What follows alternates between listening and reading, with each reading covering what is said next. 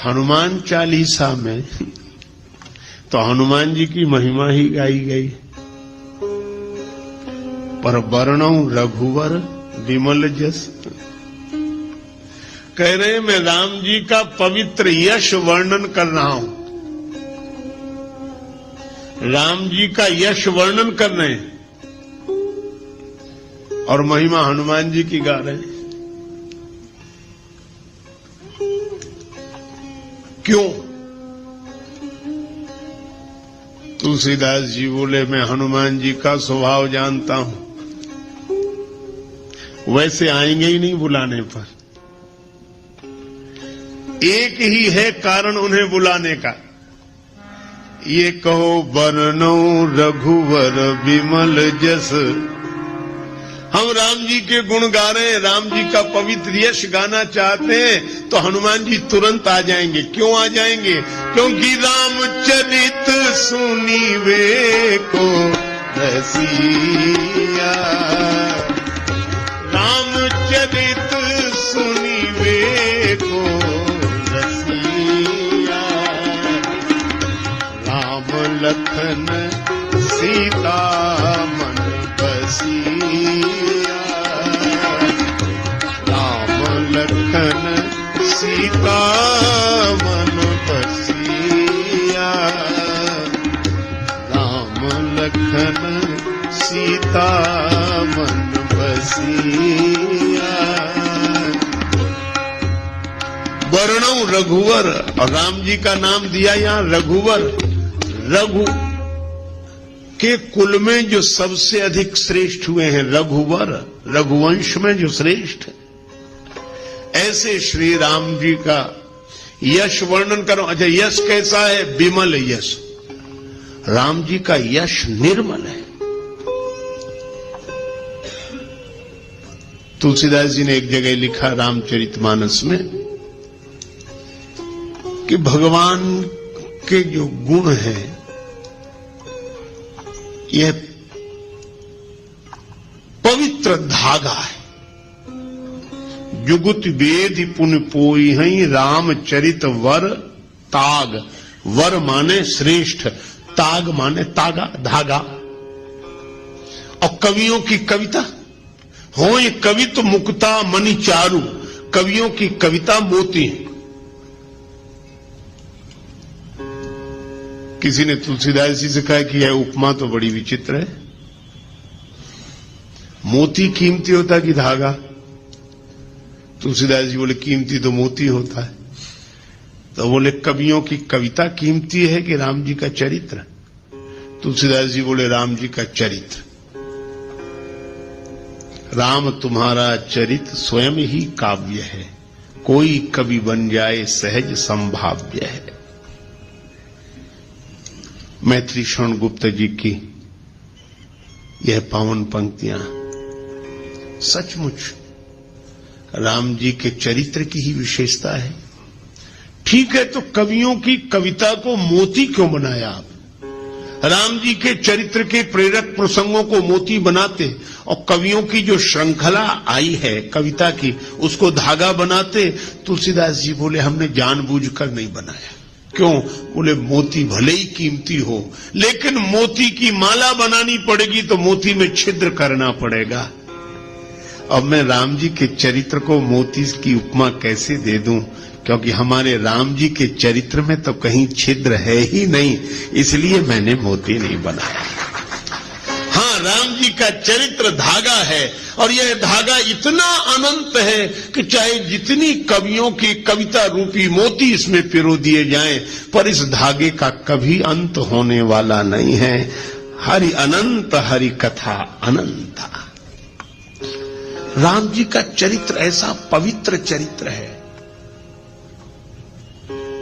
तुलना नहीं करनी चाहिए। कोबड़ छोट कहत अपराध हो, पर राम जी अपने आप में अद्वितीय हैं।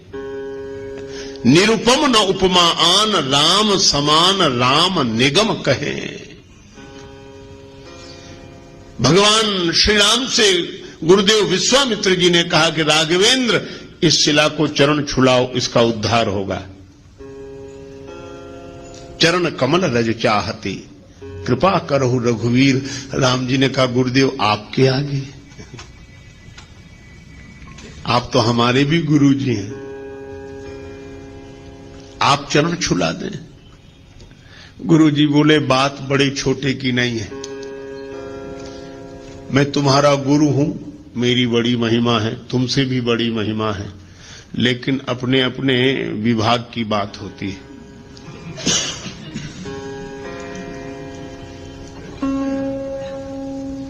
कहीं कहीं चेले की महिमा गुरु से भी अधिक होती है।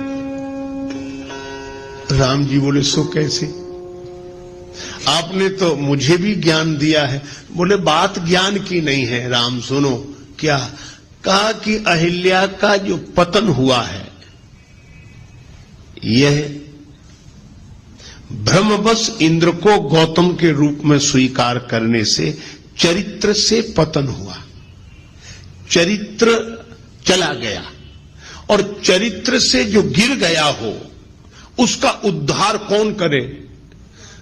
तब गुरु जी ने कहा कि चरित्र से जो गिर गया उसका उद्धार उसकी चरण धूलि कर सकती है जो चरित्र से कभी न गिरा हो। और राम इस दृष्टि से देखें तो एकमात्र तुम ही हो और कोई नहीं है। क्यों? मन में विकार आ जाता है पर हम ज्ञान वैराग्य विचार के बल पर संभल जाते हैं।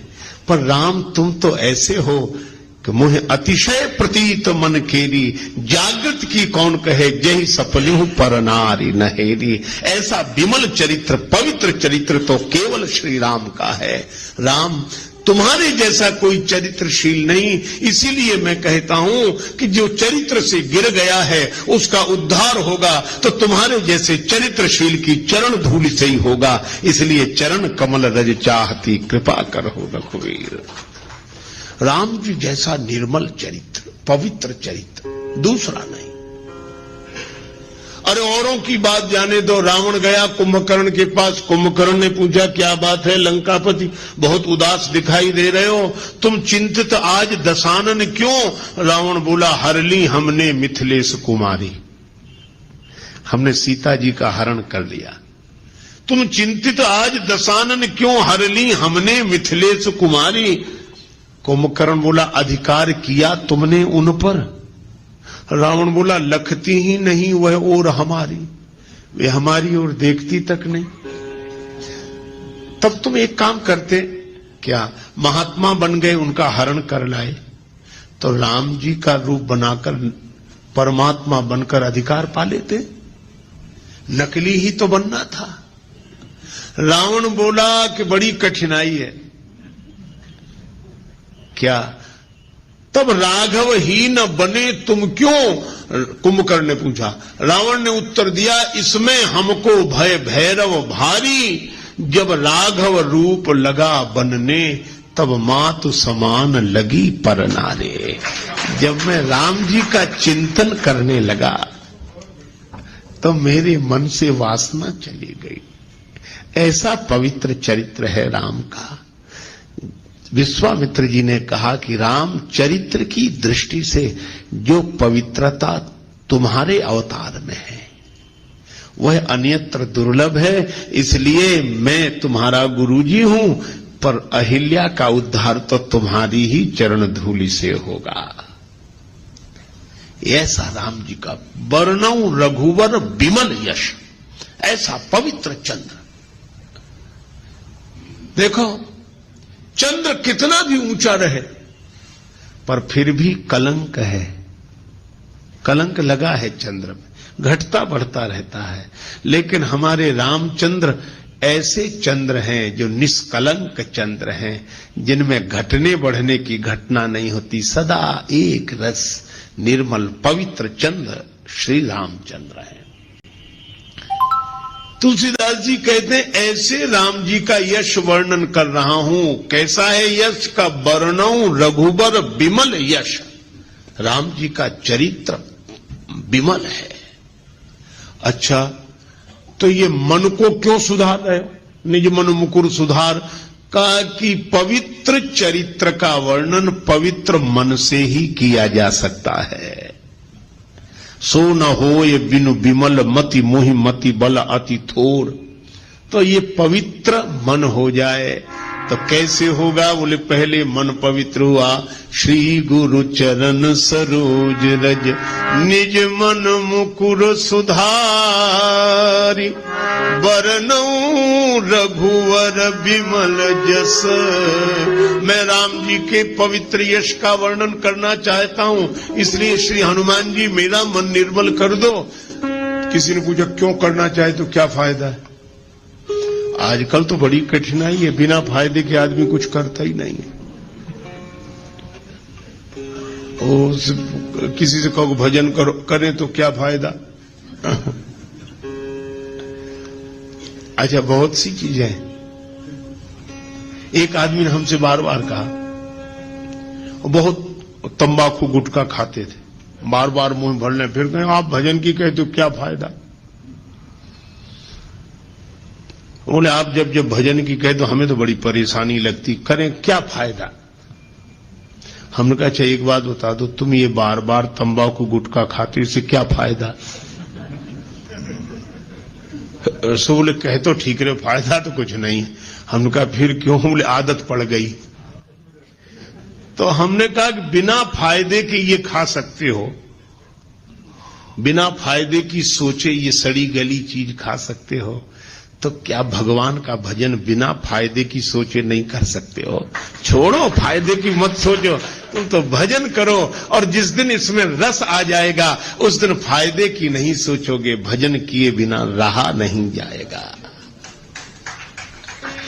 लेकिन इसका यह अर्थ नहीं कि फायदा होगा नहीं, जरूर होगा, लेकिन फायदे की तरफ मन मत ले जाओ। तुलसीदास जी से किसी ने पूछा कि आप राम जी का विमल यश गा रहे हैं, क्या फायदा, क्या मिलेगा? तुलसीदास जी बोले क्या नहीं मिलेगा? जो दायक फल चार, ये चार फल प्रदान करेगा, धर्म अर्थ काम और मोक्ष। राम जी का चरित्र गाने वाला, देखो जब व्यक्ति बोलता है ना, दिमाग से बोलता है, कोई बात कहता विचार दिमाग से, लेकिन जब कोई गीत गाता है तो दिल से। ये गीत हृदय के अधिक समीप है, विचार बुद्धि के समीप है। तो जब कोई गाता है तो हृदय से। और मैं आपसे कहूं कि राम जी का गुण कोई हृदय से गाएगा, और जब हृदय राम जी के गुणों से भरा हुआ होगा, ऐसे आदमी के द्वारा अधर्म कभी हो ही नहीं सकता। जब होगा धर्म ही होगा। तो यह राम कथा का गाना और सुनना व्यक्ति को धर्म से जोड़ता है। धर्म, अर्थ, भगवान के गुण गाने वाला, सुनने वाला, उसके जीवन में अर्थ रहेगा ही। क्यों रहेगा? क्योंकि भगवान नारायण है, और जो भगवान के गुण गाएगा, भगवान के चरण कहां आ जाएंगे? उसके हृदय में। ये यही कथई स्नेह समेता, कहीं हई सुनी हई समुझ सचेता, होई हई राम चरण अनुरागी, कलिमल रहित सुमंगल भागी। भगवान के चरणों का अनुराग उसके मन में आ जाएगा। तो भगवान के चरण कहां आ जाएंगे? उसके हृदय में, उसके जीवन में। और जब मैं आपसे एक बात पूछता हूं, लक्ष्मी जी को दुनिया भर में ढूंढो, कहां मिलेंगी? भगवान के चरणों में। भगवान नारायण के चरण दबाते हुए ही तो लक्ष्मी जी मिलती हैं। इसीलिए जो भगवान के गुण गाएगा उसका जीवन धर्ममय हो जाएगा। जो भगवान के गुण गाएगा, सुनेगा, और भगवान के चरण उसके मन में आ गए, तो भगवान के उन चरणों की सेवा करने के लिए लक्ष्मी जी अर्थ बनकर उसके जीवन में आ जाएंगी। धर्म, अर्थ। और जो राम जी के गुण गाकर ऐसे मस्त हो जाए कि उसकी कोई कामना न रहे, प्रेम में भर जाए।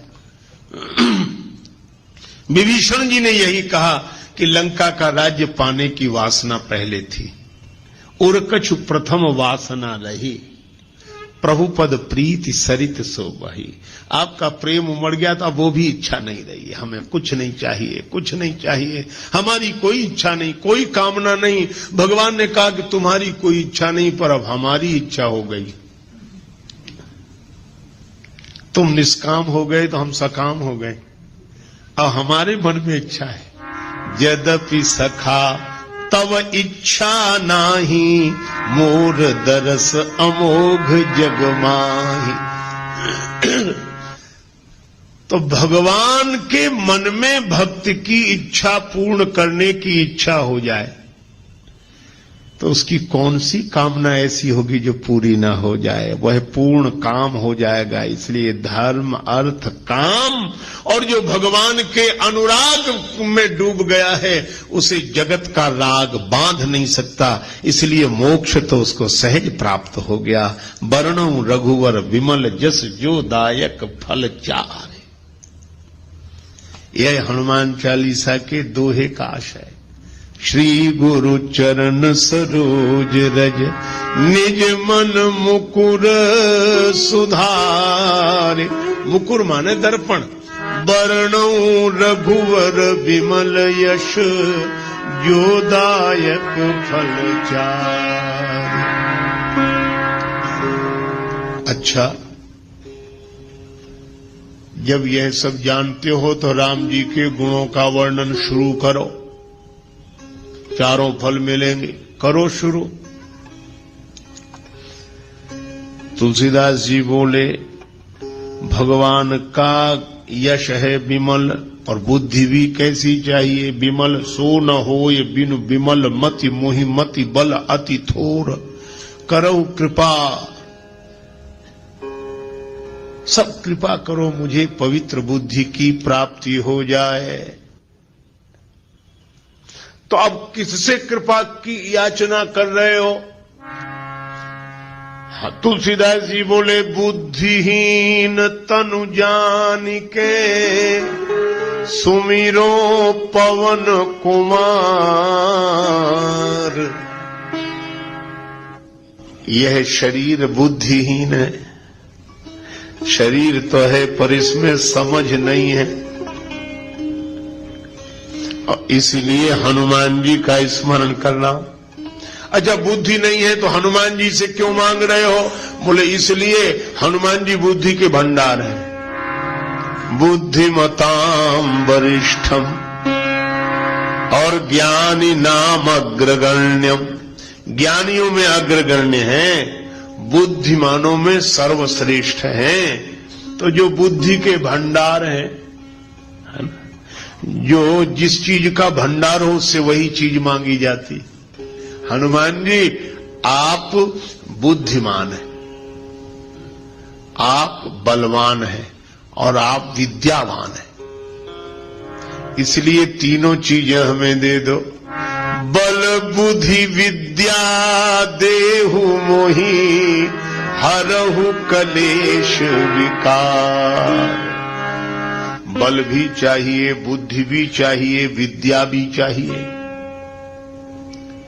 है ना। देखो, तलवार चलाना आना चाहिए, पर चलाने के लिए तलवार भी तो चाहिए। तो विद्या का उपयोग करने के लिए बुद्धि चाहिए, पर बुद्धि जिसका उपयोग कर सके ऐसी विद्या भी तो चाहिए।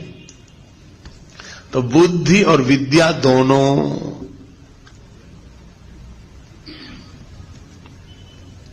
लेकिन बल भी तो चाहिए। बुद्धि का प्रयोग सही समय पर कर सके वैसी ताकत भी चाहिए, बल। और या यूं कहो कि बुद्धि बल के साथ बहुत आवश्यक है। बिना बुद्धि के बल लगाना ठीक नहीं है। बल का प्रयोग बिना अकल के करना ठीक नहीं। एक महात्मा कहते थे कि बल के साथ बुद्धि का प्रयोग अवश्य करो। क्यों? यदि बिना बुद्धि के बल का प्रयोग कर दिया तो दो ही जगह जाएंगे, या सेंट्रल जेल में या अस्पताल में। अकल नहीं लगाई और ताकत लगा दी, और इतने बड़े से लड़ गए जिसकी बराबरी के हम नहीं थे, लड़ गए और पिट